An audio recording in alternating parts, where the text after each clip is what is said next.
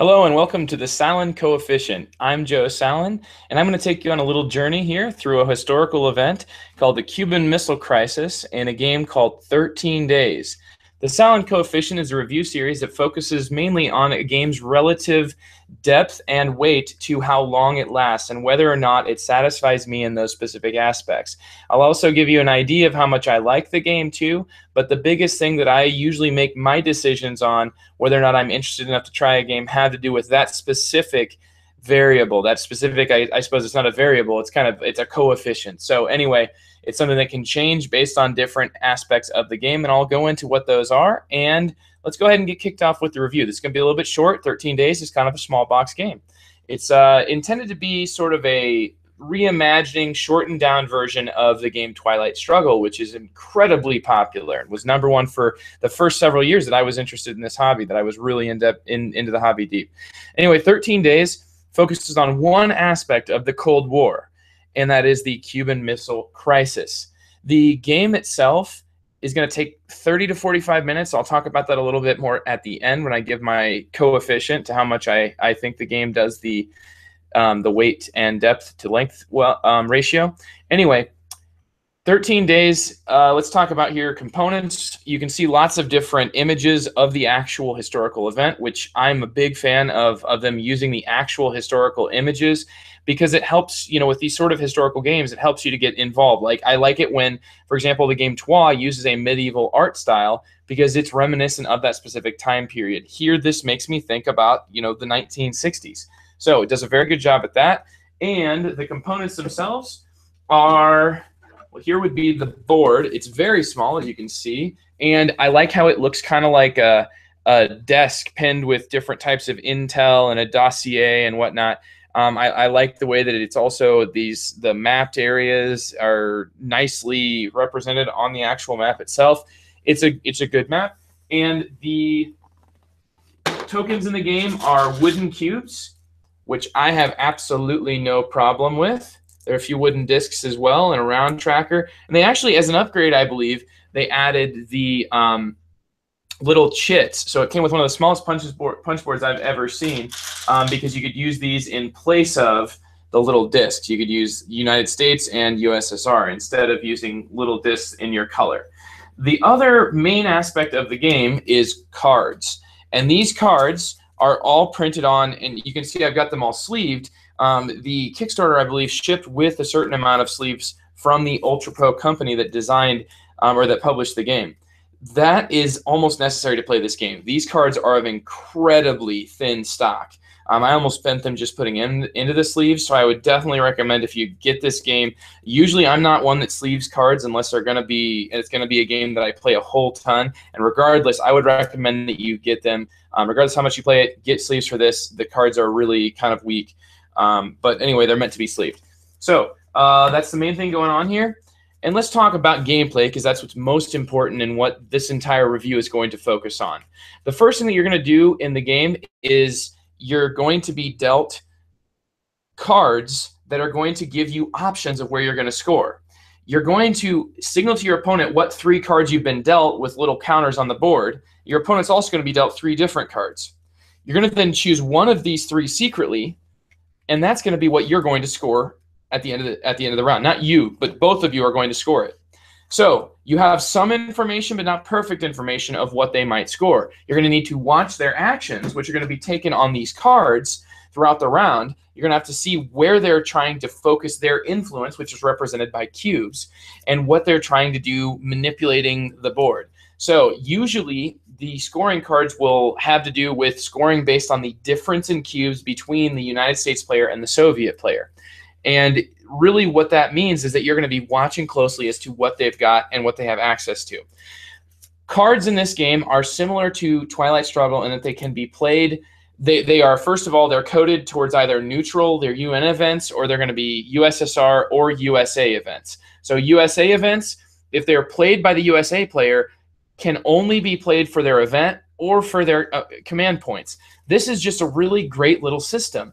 Having to choose whether or not you're going to use your own card for its event or for the ops points is a really nice way to force you to have to make decisions and force you to plan ahead with what cards you've got and which events you're going to try to go for. other cards you're going to be spending just for their ops points. The other side of that coin is what happens when you play an opponent's event, and that means that you're going to get the ops points and the event automatically gets to go off. So you've got to really decide, what can I get hit by? The good news is, of the cards you're dealt in every round, you're able to take one of them and save it for your opponent, or not save it for your opponent, save it to the end of the game. So you kind of get to chunk a card. Everything that I've just described to you is a skeleton form of what's already in the game Twilight Struggle. So if you've played Twilight Struggle, this is going to feel very familiar. However, there are a few things that this game does that really distinguish it. The first of those is that you only have, I think, 17 of these little cubes, and you're never going to get any more than that. This game becomes about cube management very quickly. And that's not all. The other problem, or the other, I should say, issue you have to consider is that in this game, because it's the missile crisis, the DEFCON track in the actual Twilight Struggle was quite simple. It was just a single track that it resulted in nuclear war. Here, it's a much more complicated version. You can see the DEFCON track has 3 parts to it. Every time you place cubes, you potentially add your increase your DEFCON track. And if that DEFCON track is up really high, you can score points if you have that specific scoring card. However, if you ever end up with a couple of different situations, you can result in nuclear war. If you ever have any of your markers in the third zone, nuclear war. If you ever have all 3 of your DEFCON markers in the middle zone, nuclear war. So it feels a lot more pins and needles like than it does in Twilight Struggle in terms of how you're manipulating that DEFCON track.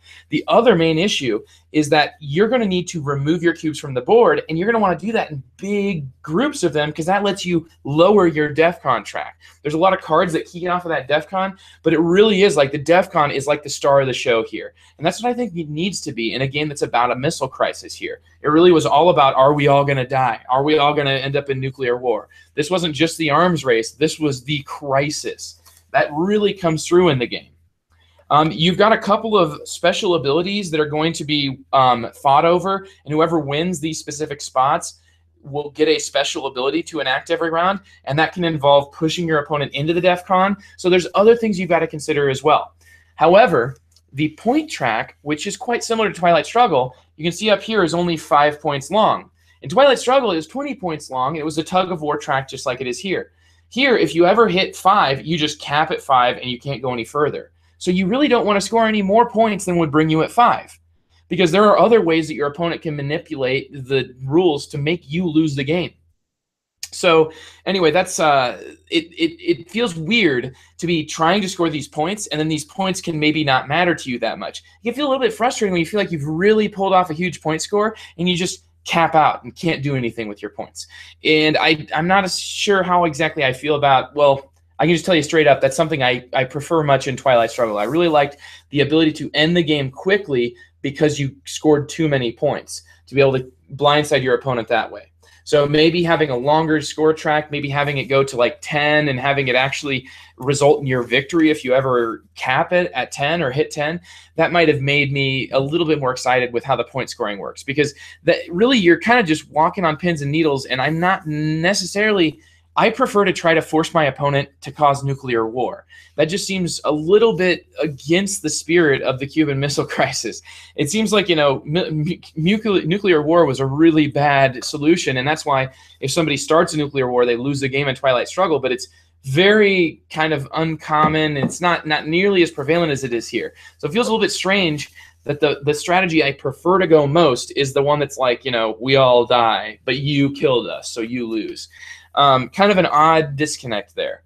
So the game itself, weight-wise, is much easier to teach than Twilight Struggle. It doesn't take you all that much time. You're really getting into the game. You're never going to be staring at your cards for as long as in Twilight Struggle. The way scoring works is a lot more straightforward. As a matter of fact, it's there's barely enough time to really read into your opponent's moves or to do much bluffing before the round's going to be over and you're just going to score your points. So I think, that it's a very light thing. And I think it's definitely streamlined. It's streamlined down quite a bit. You're not going to find a lot of really crunchy decisions. And as far as how wide is the game, it's really, like I said, your points can matter. I've seen games go to the very end here, and that's when at the end of 3 rounds, the game will end and whoever has the most points wins. But really, for the most part, I see this game end prematurely quite a bit because that's just kind of the strategy that I like tackling, that I like going for, and the strategy that my opponents seem to always like doing. It seems just a lot more entertaining to try to force your opponent into a tough situation and try to make them squirm out of it than it is to, Euro game it to the end and get the most points, especially when you're capped at how much you can even do that. So you're kind of forced to choose between those two paths. Not a very wide game. However, the actual output randomness in this game is, in my opinion, quite excellent. It's really good. It filters the information so that you're able to see some, but not all of what's happening in the game. I think it's okay that the entire event deck is just shuffled together. You never actually have like an early war, late war. It's just all shuffled together because all of these events could have happened and impacted in any order. But I do think that, like, in terms of what cards you get in your hand, you can feel like you're getting really messed over. And the thing is, usually in Twilight Struggle, if you have all of your opponent's cards in your hand, he's usually sitting on all of your cards. In this game, though, you're only going to be getting through about 2/3 of the deck, which means that you could theoretically end up not getting to see a lot of your events that would have made your opponent make some tougher decisions. Just a small problem there, but it does kind of balance out with how long the game lasts. It's not a super long game.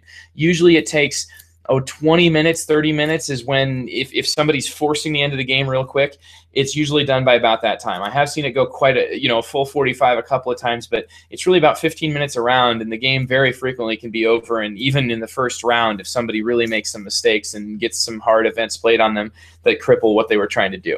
So I think that it all kind of fits together in a nice package. It doesn't quite tickle everything that I'm looking for. If I want to play Twilight Struggle, I'm just going to go to play Twilight Struggle. It just offers so much more. And I know that that's not the best comparison to this game. It does some things that differentiate it, but it also kind of pushes that thematic boundary to a place that I don't know if it's super comfortable, and I don't know how really realistic it is to just have, players vying to cause the other person to blow up the world.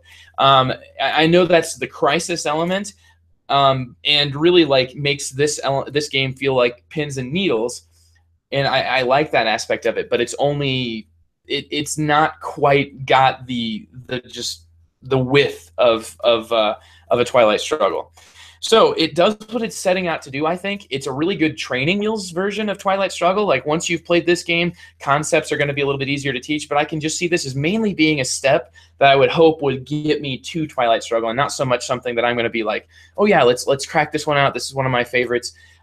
Quite like it, but like I said, it's definitely kind of got its place in my collection, and that is as a stepping stone. So that is 13 Days, the Cuban Missile Crisis. If you really like theme in your games, I would say this is quite good. Oh, the Sallen coefficient. I almost didn't even say it. It is a 7 out of 10 here. 7 out of 10. And I bump it up in my personal rating just a hair because I really do like the way that the events are handled in this type of a system, and I want to see more games like this that tackle these historical events from more of I guess the events, and you've got to make some really tough decisions. So there's going to be tough decisions throughout here. Even if it's not quite at a super deep level. Very, very interesting game, and I hope you'll check out 13 Days, the Cuban Missile Crisis.